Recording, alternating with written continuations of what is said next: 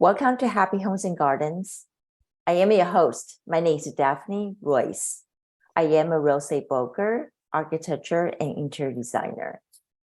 Jack McCauley wears many hats and can be described as an engineer, hardware designer, inventor, video game developer, investor, and philanthropist. But he is most well known for Guitar Hero and Oculus VR. Let's welcome Jack to tell us more about his ventures. Hello, Jack. Hello. Thank you, Daphne. I'm getting to know you, and I know some common people. About myself, just let me talk about the childhood a little bit, and that'll give you a broad picture of where I'm at. I'm actually started as an artist. I was a prolific painter and drawer, but it was all science fiction stuff. And as a kid, and then I didn't know how things worked, like an engine in a car or, a rifle or whatever. I just had no clue, but I could draw it. So I endeavored at some point later on in my probably early teens to try to figure out how things worked. And I would go to the library and I would read a book. That's what I did. There were no computers. I mean, we had a PDP-11 over in high school. I wasn't into that at the time, but there weren't really no personal computers per se. There are a few out there so you had to go to read, and that's what I did. I'm a prolific reader of technical journals and so forth. So, and that's sort of what got me launched. And in addition, I got a nationwide scholarship at age 9 for design. I did, just a side note. But I've always enjoyed drawing and painting and art and music and things like that. That's really where I'm at. Going into video games is a natural thing for me because I like visual stuff. And Grunge named me the top 100 living inventors, along with Musk and Jennifer Doudna at UC Berkeley, who's a colleague, CRISPR gene editing person. So as a kid, that's all I did. I was kind of a little bit introverted and shy. I think I'm not so shy anymore, and this sort of played well for me because I like to be alone and just check things out. So hobbyist, and I had all kinds of, mechanically oriented hobbies, electrical things. So just a kid who'd like to hack stuff and, take things apart. And so later on in life, I decided that I would stop screwing around in school and try to get my act together academically, and I did. I got a scholarship to UC Berkeley from the Navy, full scholarship, to attend UC Berkeley, which was a real gift. Now, my opinion of UC Berkeley at the time, that's my opinion, was that it was hard. I didn't understand why they had me do silly things. It seemed silly to me, but it was disciplining me to work. Learning to work is what you learn in school, how to work. And I was a beneficiary of US taxpayers' generosity, and they've been paid back in full spades. So I am an inventor. I got numerous patents. I invented a scrolling mouse going back in the 80s, all kinds of gadgets.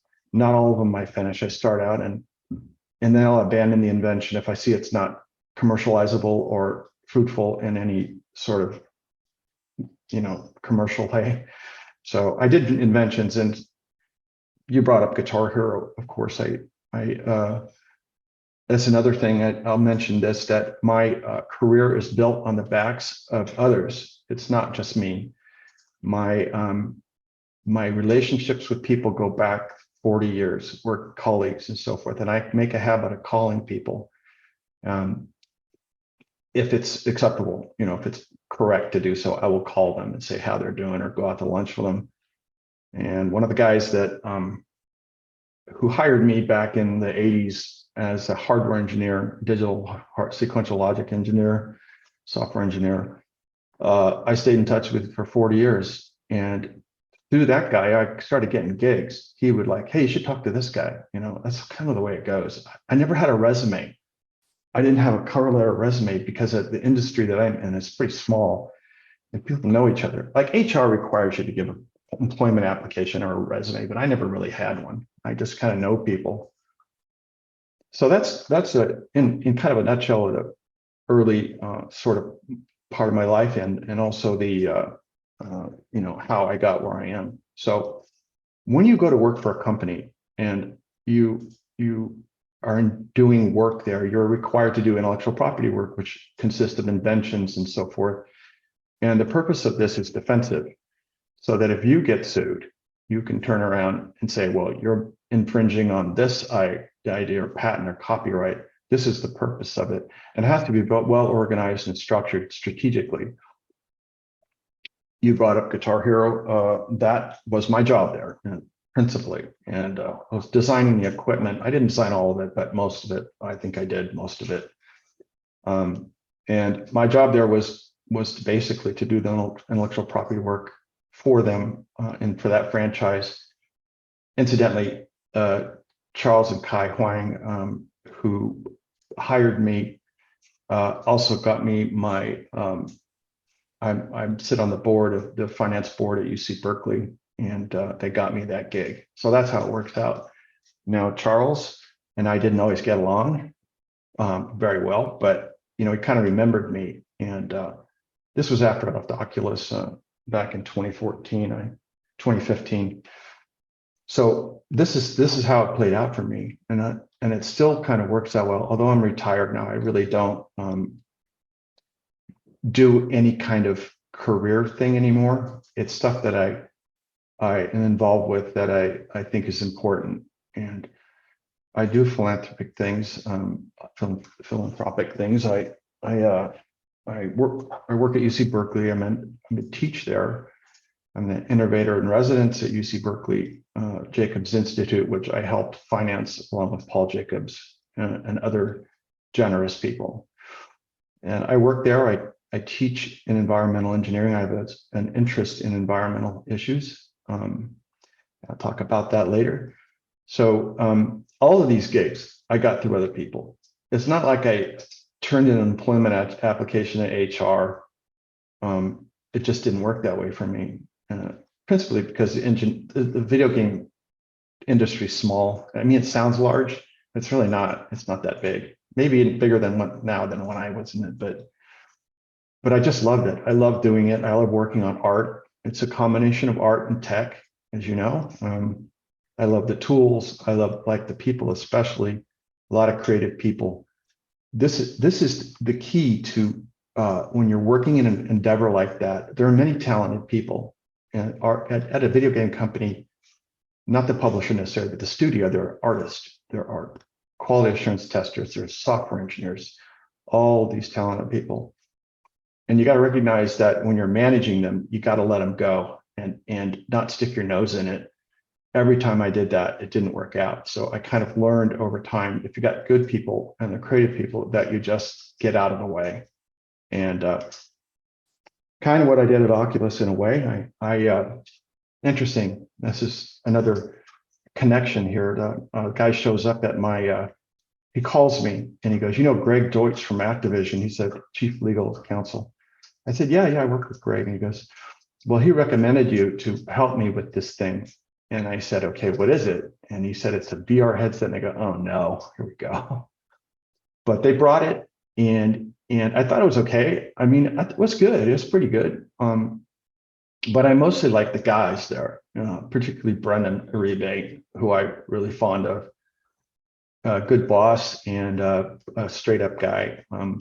Now, I'll qualify that by saying when you're in a stressful environment and the workload is huge, and my workload at Oculus was enormous, at 80 hours a week is what I was doing, probably close to that. Tempers run. And the thing that'll drive me out of a company very quickly is politics. I can't stand politics, and I have learned to avoid it. When that starts, I exit. I'm gone. At Oculus, it started to get that way a little bit, and I could see it coming. I went to my boss, Brendan, and this was after the company was acquired by Facebook back in 2014. I said in April, So this is what happened. I was in China. I worked in China. We were doing production. I designed the headset, DK1 headset, pretty much my design. DK2, not so much, but I was doing the production engineering and production on them. So Brendan calls me at, it's 3 o'clock in the morning, and I knew something was up. I didn't know the exact details. They held that close to their chest. Even though I'm co-founder, I was gone all the time, so I wasn't around to see what was really going on. So he goes, "Guess what?" And I go, "What?" Because it was 3 o'clock in the morning. I go, "Man, don't call me at 3 o'clock in the morning." He goes, "You have a pile of money that could go to the moon." I go, "What are you talking about?" And he goes, "Well, Facebook acquired us. The deal's done." And right then, I knew I was going to leave. I didn't want to stay there. First of all, Facebook's not a hardware company. They're not a video game company. And you go there and there's beanbag chairs and stuff that I'm not familiar with, seating across on a bench table, looking at someone all day long. I kind of am a cubicle guy. So it just wasn't a good fit for me. So I went and talked to Brendan. I said, I have 5 years. I have to stay here 5 years to get all my money. And he goes, "Well," he goes, let me work on that." And he came back to me and said, "You can leave." I said, "I get all my money?" He goes, "You get everything." I said, "I'll see you later." Not quite like that. I was at Facebook for a while, but I just didn't fit in there. As the oldest person there, by a pretty long stretch, maybe 15 or 20 years, a couple of people there, the cook in the kitchen was my age, the chef, but I just didn't see it as a good fit. And from then on, after I exited, I decided to spend my time trying to give back. And that's kind of what I've been doing.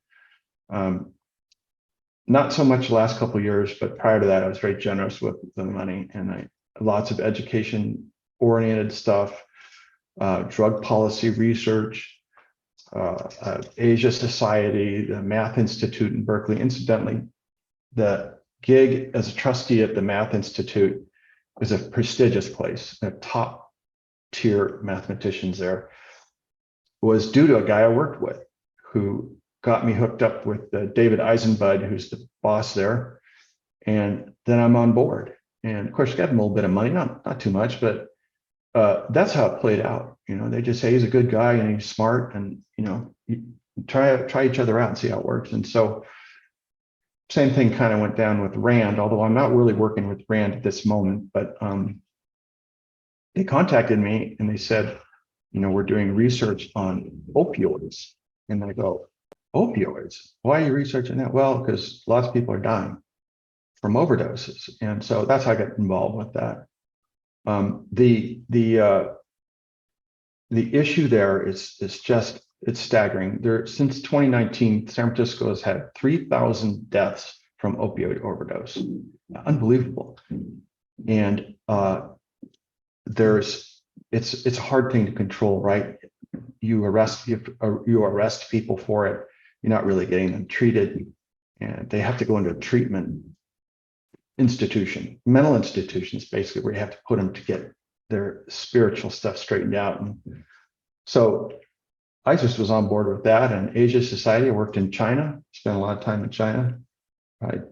15 years out of the last 30 I was there. So it just was a good fit. And Asia Society is a good fit. And I really like the people there. Margaret Conley, I like all those people. They're just great. So that's kind of what I'm doing. You have a question about VR, and I will get to that right now, because I'm not going to say anything bad about anyone. I know the people who did the Apple headset, the Vision Pro. It's spectacularly good. I know, of course, my staff and people that I worked with, the colleagues, but it just hasn't taken off. It hasn't, and there's a lot of reasons for that. It makes people sick. That's a principal one. It's called vestibular illness, dizziness. Makes you dizzy. A lot of people get dizzy from it. I get a little bit of dizziness from it. It's really uncomfortable. And that's the principal holdback, the comfort level of having on your head. Any VR company, any headset maker is going to run into this. And I spent a lot of time trying to fix that with head tracking and so forth, and a system to track position in space with great detail and great accuracy after I left Oculus. And I wasn't able to fix that. And the inventor side of me was telling me I need to attack that problem. And we did. My staff here, we spent a year on that, or after I left, because I thought I was going to get a breakthrough. I thought everyone was doing it wrong and I could do it, but turns out it's not a fixable thing. And so to your question in VR, what the issues with it are, is this just now people, when you play a video game, right, the visual part of it fades. The gameplay is the important part, how the strategy of the game plays. And it has to be very carefully crafted. I'm not talking about Guitar Hero. Guitar Hero is different. That's a quick play rhythm game. I'm talking about an FPS, first person shooter. In order to keep the players engaged, you have to give them cookies of one sort or another. And the visual part of it's less important. If I were in video games today, I would be working in mobile. That's where I would be, because everyone has a phone. And that's the greatest distribution of your content that you can get. Games, there's a game called Roblox. It's quite popular with young people. It's done really well since COVID hit. 2019, its user base has gone up spectacularly well. It's a really popular game. It has its own currency. And it's a social thing, right? The kids play with each other and they're playing with their friends online.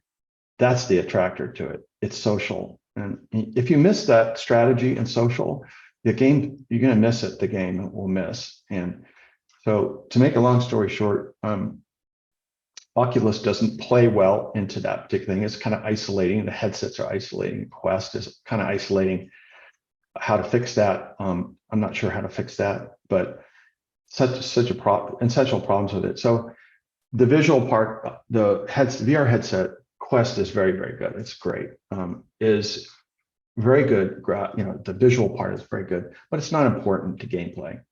And Facebook is not a game company, right? And they kind of screwed up the launch of Horizon Worlds, and the communication was not right. That's the other part, is the video game, the trailer for the game has to play like a movie. It has to draw you in.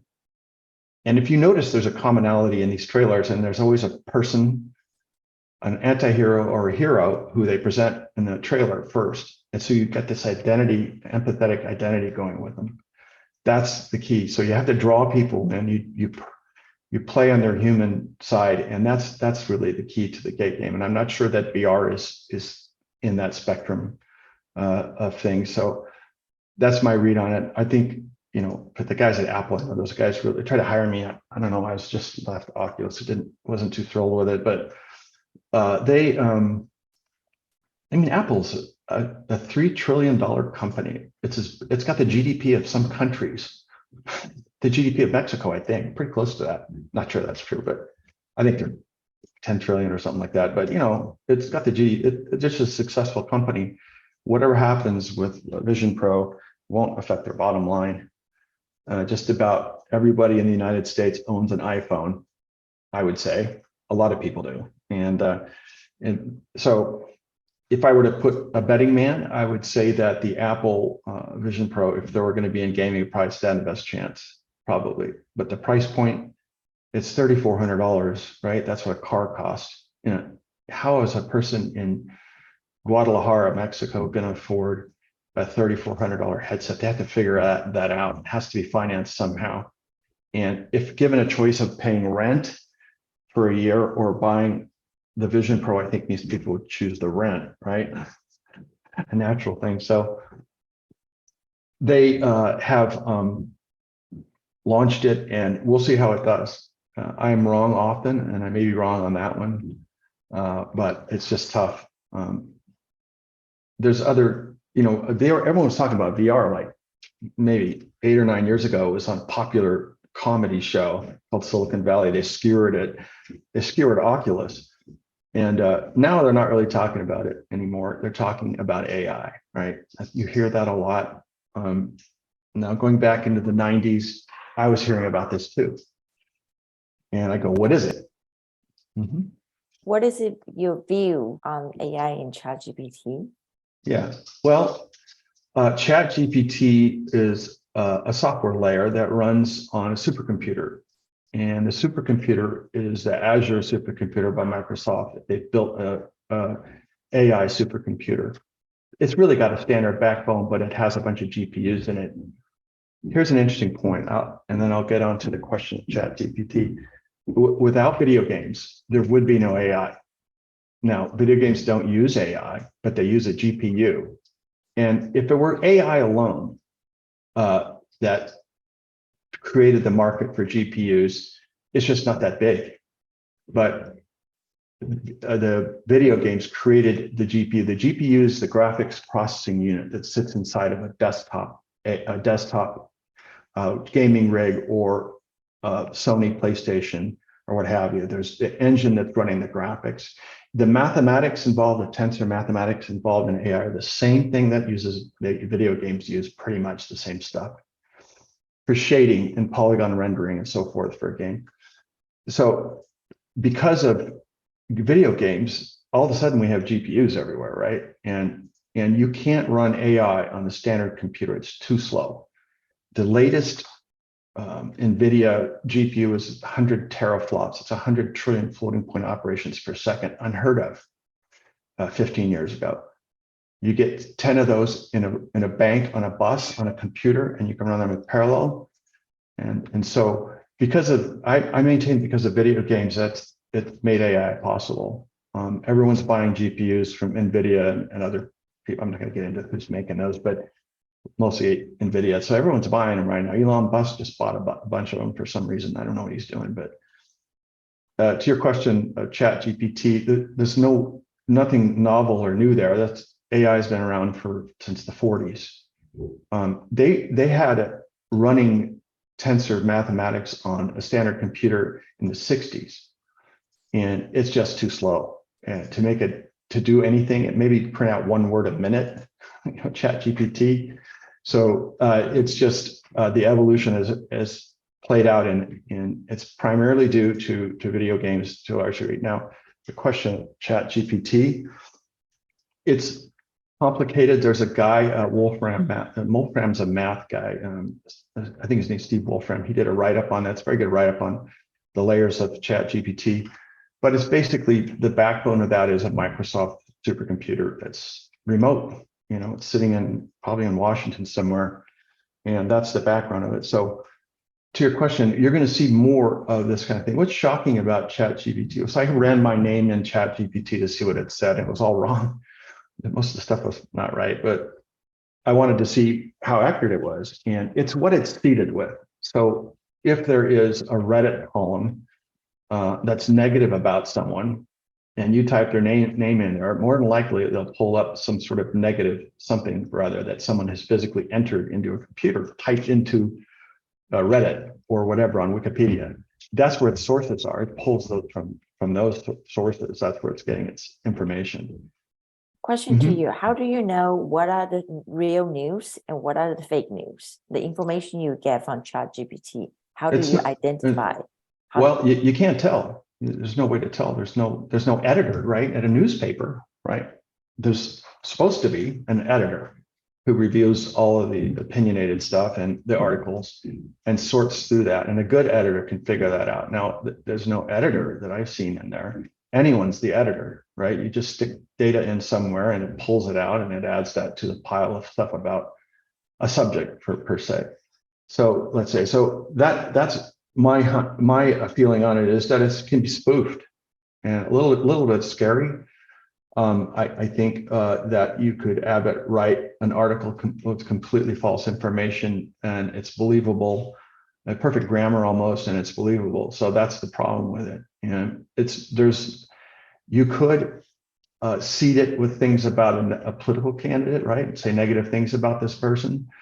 It may not be true, but it becomes everywhere. It gets distributed out. So I know a lot of reporters go to that to type in stuff to find out, do some research, quick, easy research, right? They don't have to search around too much, right? So but there's, cheating in college, you can have write an essay for you. ChatGPT can also write songs, little country western songs. So yeah, it's unsure at this point how that's going to play out in the society. And you could use it to stick bad information about a country, let's say. There's a number of things. It's a lot of negatives to it. I've seen some art, VR art.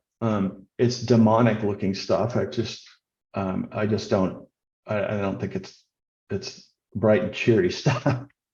So it has there's a negative, there's a dark side of it. How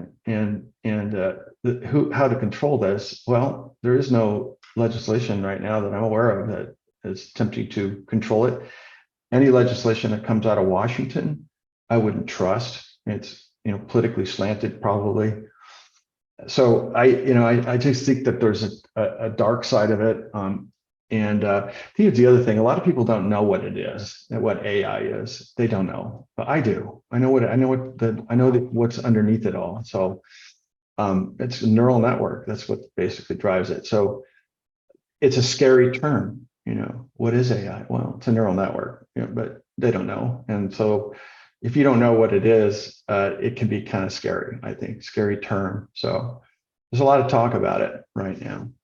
You could wage a PR war against an enemy using AI and just distribute fake articles, like Ukraine just lost 100,000 soldiers, and that goes everywhere. And it may not be true, but something like that. It's just it's a little scary. And there's a good reason to worry about it.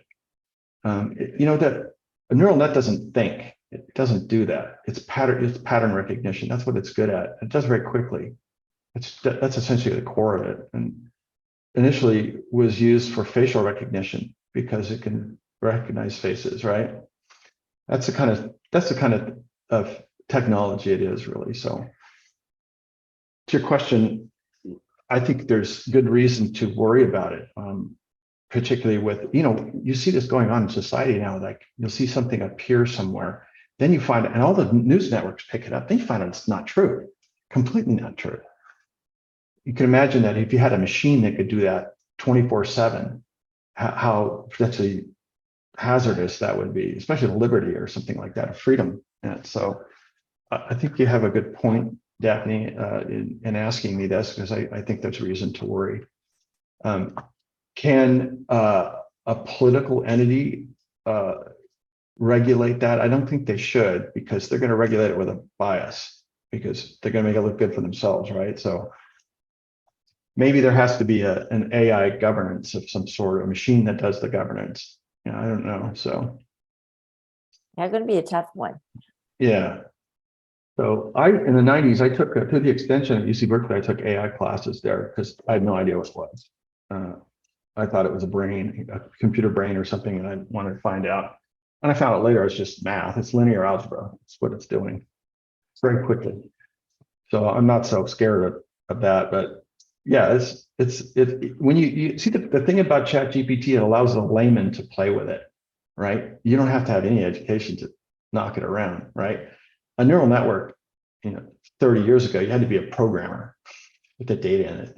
You had to teach it. You had to use the programming methods to teach it. So, or to get the information out. But now a layman can use it, and it's quite startling. And the grammar, like I said, the grammar and spelling are near perfect. And I just wonder about cheating. Like if you got asked to write an essay, what you would do as an instructor is give them the question, and then the instructor takes that to ChatGPT and gets the output, and then compares it to what the students turned. If they're too close, then something's up. But I didn't run any. I'm at UC Berkeley. I teach environmental engineering. I don't run any cheating there. I'm aware of it, but I don't run any of that there. They don't need to cheat. The students at Berkeley are pretty sharp for the most part. So I'm sure it goes on. So incidentally, speaking of cheating, when I was in college, I went at Berkeley. I took linear algebra, right? Discrete mathematics, which is a weird thing. And I had it overlapped in it with another class.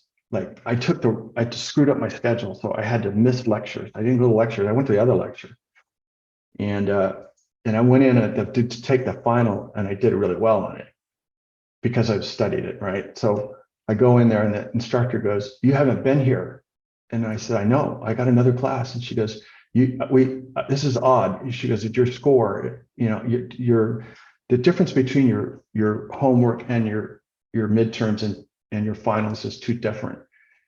And I explained to her that I cram, which is what I did. No, I don't recommend that, but And she said, well, you got to take it over. You got to take the final over. I said, fine, I'll do it right now. And I did, and I got a better score because I already taken it. So yeah, that's the thing about cheating is that, it's not a beneficial at all. And if you cheat and you carry that into your work life, it's just dumb. It's just a dumb thing to do. People can see it, so. When you talk about Guitar Hero video game, and you mentioned that you love to draw, did you create all the characters? I did not. Here's what went down. There was another company. This is a company called Red Octane, Charles and Kai Huang's startup company, right? Video game rental business. They decided to publish a game. It's a great book. This would be a great book. And the game was a dancing game, like Dance Dance Revolution, which came out in '99. You basically sit on a mat with switches and you dance, right? It instructs you where to put your feet. And it's called a rhythm game. So they play a song and you got to dance to it. And then the better you dance, the better your score, right? So they created a rhythm game and got sued by Konami, DDR's publisher. So they had this game engine with another company called Harmonix. Harmonix wrote the game. We weren't a game studio. We made hardware there. So we hired Harmonix to write Guitar Hero 1. And incidentally, the original Guitar Hero 1, we could not get the original artist tracks because a lot of artists thought it was a dumb idea to have an air guitar game, but a few of them didn't. They saw it. And Dave Mustaine from Megadeth, we got their masters for Symphony of Destruction. We got their masters, and he thought it was a great idea. And he was right. He's an artist, that guy. He's an unusual guy. He's got issues, but that's how it went down. And so we had Harmonix write the game. We built, another guy and myself built the hardware. I didn't really do too much on the wired guitar stuff, but they built the hardware in China and bundled it with the game. Now, this was a risky undertaking for Activision to acquire the company. Before we published the game, they were going to acquire us for the low sum of $120 million is what they got. That's cheap. And it's risky because it's hardware, right? And it's expensive, right? We were paying $8 for the plastic guitar, bundled with the CD for the game. I remember CDs back then, and a box, and it goes to Best Buy or something like that, Walmart. Very risky, and they're adverse to doing hardware because one problem and it's a disaster. There were no problems. We had very zero returns on the guitar, so where they were perfect, and so it did phenomenally well. It was a cultural hit. I had no idea what was going to happen. I thought it was fun. I'm not a deep Dance Revolution guy. I don't like that type of game. I'm more of a cockpit game guy. So it did well. Guitar Hero 2, Guitar Hero 3, 4, Guitar Hero 4's world tour, 64 million units. The highest grossing video game up to that point in 2006 of all time. Everybody that was affiliated with Red Octane /Guitar /Activision did well. It was nice for me. I sold chips I sold the chipset for Guitar Hero. That's how I got my feet in there, kind of. I had a chipset for a PS2 game controller that I had it worked with every single game. It was flawless. I spent a lot of time on that. Essentially, that's what I sold into the franchise. I sold chips to them, and I don't think they liked that very much. But so everyone did well, and I was happy with it. I got some recognition for that, I think, and I sold all my video game patents to them, to Activision too, selling stuff. And I didn't know what patents. I have a patent that's not even being used. To give me 50 grand. So what? Give me 50 grand. I'll sell it. I'm not using it. Kind of what my thinking was, but I think they go for a much higher premium now. But and the patents were some of the background of Guitar Hero were those patents. So I had patents on other kind of stuff, a balance board game and some other stuff, drums and things like that I was working on. So overall positive experience. Yeah. I also have another question. So you mentioned earlier about you are innovator in residence in UC Berkeley, Yes. and you was talking about the climate change. Yeah. Can you tell us more about it? Well, I'll tell you how I ended up at Jacobs. I helped build the place. So I donated money and I got involved with the staff, and they're wonderful. That's the best place I ever worked is Berkeley. I mean, despite the fact that I hated the place when I was a kid, when I was young, it's actually a great place. Really nice people there and low politics, just a perfect fit. So I like the place and I like the staff, especially the dean and other folks that work there, professors and so forth. I just hit it off with them, I think. So the center that we built is a maker space. I donated money, as did Paul Jacobs, the chairman of Qualcomm. Paul and I principally, I think, put most of the cash into that. And what it is, it's over on the corner campus. The kids go there and they learn how to use their hands. The problem I had with hiring people was always hand skills. They didn't have the ability to use tools and things like that. I don't know what happened. They used to teach that when I was in high school. We taught that. You had to go to a shop class, right? High value stuff. And I just thought it would be to get modern tools in there, 3D printers and so forth, and get the students familiar with those. Because when they go into their job at the startup company or wherever they go, they're going to be using that stuff. They're probably prototyping things and using stuff like that. So that's the purpose of the place. It's a makerspace, essentially teaching hand skills and thought process, and make art and beautiful tables and all kinds of stuff there. It's a mix of things. So it's a playpen, really, is what it is for the students and me too. So incidentally, I learned about 3D printers, which is printing objects. Like you could print these glasses here, let's say, in a machine, just print them out, right? And I learned about that at Oculus. Before that, in a professional company, we didn't do that there. We had an outside vendor do that for us. So, and then when I left Oculus, I bought all kinds of 3D printers because I could see the utility. And that's essentially what ended up at Jacobs, or a bunch of 3D printers and CNC routers for cutting wood shapes and art and so forth. So it's just a great place to learn. And I think it's very popular on campus. It's a super popular place. And they have a graduate program, a master's program, 17 months, undergrad also. So to segue into the environmental stuff, I remember being in LA as a kid, and it was smoky all the time. Like if you're in LA, like say Palo Verde, and you look across the valley, you can see the mountains on the other side. You can these days. You could not see them before. And it was due to automobile emissions, 100%. That's what was causing it, mostly. And so what they did was it came out with this thing called a catalytic converter. It's got a chemical in there that converts unburned hydrocarbons and so forth to CO2 and water. That's what it does. That cleaned the air up. Just a little device like that. But that had other stuff too, but fuel injection, things like that. Computers on cars cleaned it up. So that was my interest in that stuff. I think that, on a larger scale, here's a little story.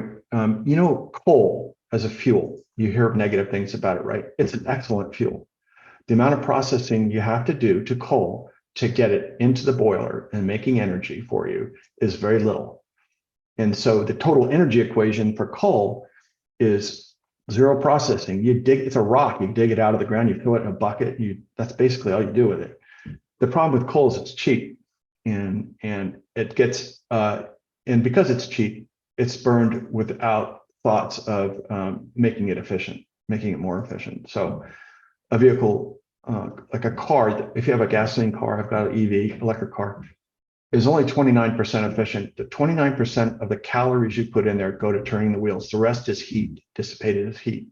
So CO2 gas comes out, other gases too, but it's not, it's 29% efficient. It's pretty bad. Now, there's others who claim that the cars are more efficient, hybrids and so forth. Yeah, you can recover a lot of the energy, the inertial energy of the car by putting it in a battery, right? That's kind of how it works. So I started getting into the climate change. This is, well, if it's CO2, which is causing global warming, like the place is getting warmer. I did the research. It's getting warmer for sure. At night, it's not getting warmer in the day. It's getting warmer at night. The nighttime maximum temperatures have gone up but not as same rate as the minimum temperatures, which means energy is being retained in the atmosphere and not being emitted out into space. If it's clear and you're in the desert, that a cubic meter of air heats up, it emits its radiation back up into space, goes away up out into space. So this is not happening like it should. And so I looked at the causality issues, and the more I looked at CO2 as the cause, the least I think it is. Actually, I don't think that's it. Now, I'll qualify it. I'm not a chemist. Other chemists I've talked to have said I'm wrong. I'm not. I'm not a meteorologist or a climatologist. I'm just a data gatherer. And we went around and gathered data for irrigation sites. We got data from the government on all the cities in the United States. Without a doubt, the average temperature is going up at a rate of 0.04 degrees per year. 0.04 degrees per year. In 10 years, it goes up 0.4 of a degree, 0.5, let's say half a degree, right? So it is. So what's the cause of it? Well, if you look at CO2 concentrations in the atmosphere, it's very, very small. I'll give you an example. If you had 1 million molecules of air, you just took a scoop of air, and each molecule is the size of a ping pong ball, which is 1.57 inches, and laid all those molecules, that 1 million molecules, end to end, it would stretch 25 miles. 25 miles from here to downtown San Jose, California. Of that, the CO2 occupies 25 feet of that 25 miles. It's super low concentrations. So just a small portion of that is CO2. I didn't know this. I got this right from the government here in the United States. So it's very, very small. And how much has it gone up in the last 250 years? Well, it's no longer 24 feet, it's 50 feet. It's very small increase, very small. So this is my claim is we don't know what's causing this. And by targeting CO2 emissions, we may be not looking at the right thing and wasting a bunch of time doing research on it to find out that it's not CO2. There's something else going on. I don't know what it is. Water vapor is a greenhouse gas. It's the most effective. It is. Humid air, like you go to a tropical place, right? You get humid air and you walk through that, you're getting hot. And that's because the heat that's in the air is getting into your body. It's going into your body. The thermal exchange is going back in your body, starts sweating. This is a powerful greenhouse gas. And incidentally, Daphne, it's raining more. It is proportional to how much the temperature's gone up. It's getting rainier and warmer. And so the cause of that, I don't know, but I don't think it's CO2. The concentrations are too low. The CO2, the concentration of water compared to CO2, let's say it's a water molecule, right? It's 20,000 parts per million for water, roughly, at 15% humidity, and 240 parts per million for CO2. So it's just a much larger scale. So if it's getting rainier, and everywhere it is, everywhere in the United States, the rain is getting more. It's getting rainier and rainier every year. Now we had a drought here, right, in California, but that's temporary. We get that here. It has that here, and it goes away and gets dry for a few years, and it rains again, and it gets dry. It's always been like that here. So I think in terms of the forest fires and so forth, the climate events, it certainly is getting warmer. Yeah, and it's not drier. It's getting rainier. So something's wrong with the data, and this is my claim. And I got a lot of people who disagree with me. Something's wrong with what we're being told, and people are afraid to speak out, right? I mean, if you're a scientist and you're getting grants and so forth, and you come up with a different conclusion than the consensus, it's not good. You may not get your grant. Right? Pay me to find what you're looking for, So that's kind of my study and the research we did here on that. It just turns out that I was surprised by the finding, and because I didn't know, I had to do the work. I never looked at CO2. I didn't even care.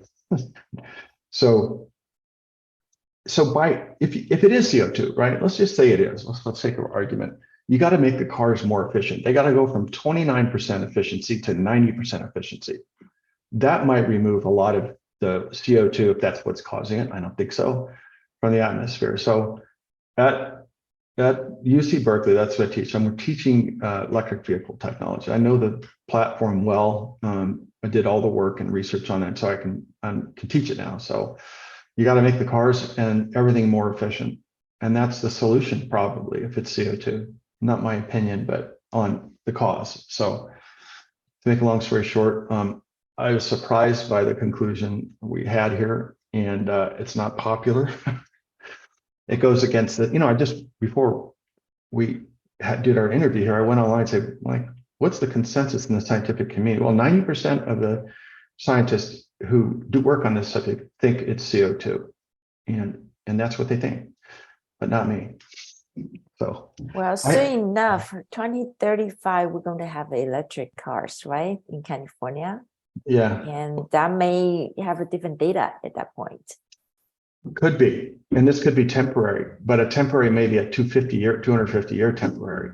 This may be a long cycle that outlives us, all of us.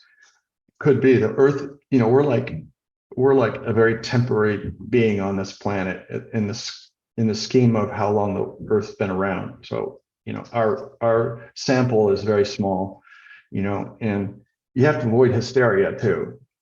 Every year every decade they tell us something's going to kill us. It was going to be an ice age, right? Remember that in the 70s?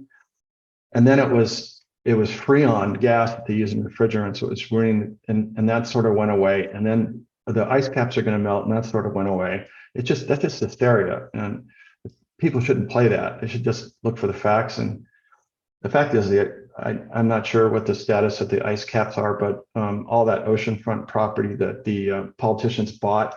Why would they buy oceanfront property if they thought if the ocean wasn't going to rise? I don't know if that makes sense. So I do have a question for you about the drug policy, since you are the expert for that. Do you think we will ever fix San Francisco issues? Oh, I mean, not just San Francisco. I know it's all over the country. Yeah. Drug addiction, particularly illegal drugs, opioids, is a disease. You have to recognize that it's a disease. If you got to get your head around that, it has to be treated in a medical facility. It may be a psychiatric facility, but it has to be treated that way. What to do about 60,000 people in Los Angeles who are addicted? There's just no place large enough. Same in San Francisco. What are you going to do? You're going to build a place out in the desert, a hospital, and move them out there? That seems like anti-American or not humane. Certainly what we're doing now is inhumane. That's what it's just shocking, that place. San Francisco, it's really gone into the gutter. And I lived here most of my life, 50 years, and it's just got worse. It's gotten worse. The days of San Francisco in the 1980s with the 49ers and Joe Montana and Jerry Rice are over with. Now what you have is really vacancies in commercial buildings, people who are afraid to go downtown. It's a scary thing. And same with LA. This is not just San Francisco. There are places, a lot of major metropolitan places like that. So the root of homelessness is addiction. I mean, I hate to say it, that's kind of what it is. People who are a little mentally ill, you meet crazy people, right? But they can hold a job, right? A crazy person, right? You meet them. I've run into them. I work with them, right? Just a little wacky. But you add into that a substance like fentanyl, and it pushes that wackiness into a new dimension. And they're crazy. They're truly crazy. So there is a seed for that already there. And you apply something like fentanyl to that, and it's not good. So the treatment that you have to give for that is an intensive treatment program. They have to be locked away for maybe a year.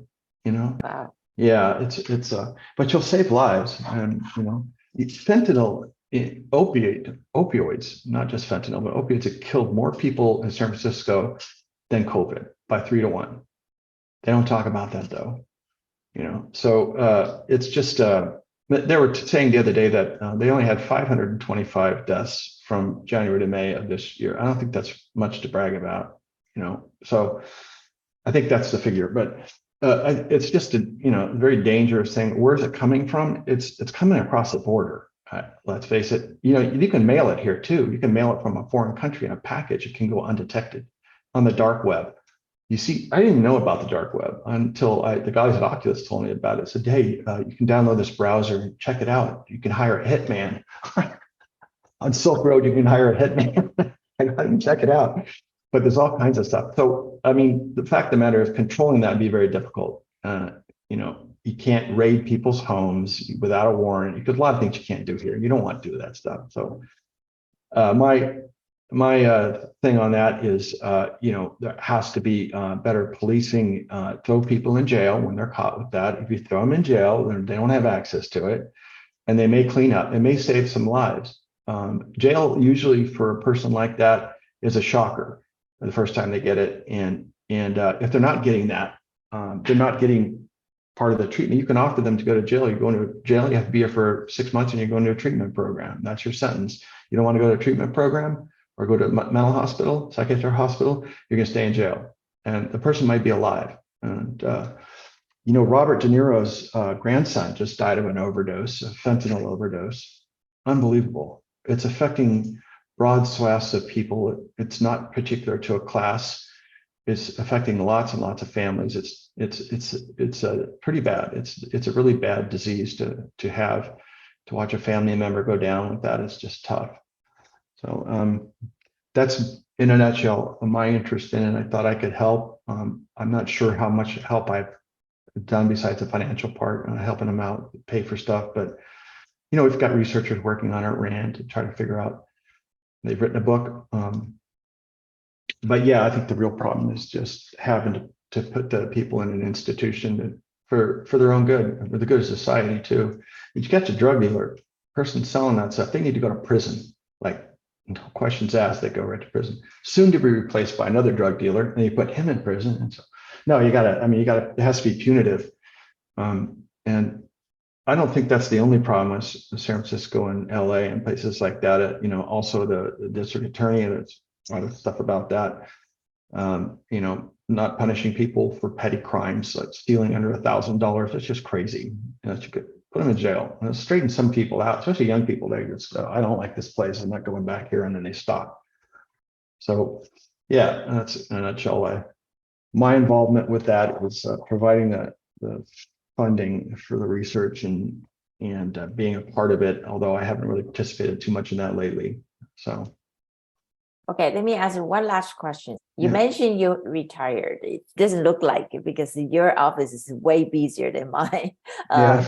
What are your hobbies during your retirement years? Oh yeah. So I built two cars, two electric vehicles, not a car, and two cars. From basically scratch built one of them, and the other one was modified a car. So I like doing that. I use that as a teaching tool for people here who work here. And the foundation that I have is trying to help foster children. I also donate the wine that I make here, but that's what I'm doing. I like being involved with Berkeley. I like teaching there. I don't know if I teach this fall, but I don't think I am, but I'm too busy right now. So yeah, it's just a full-blown lab and stuff, and I've got all the equipment for development.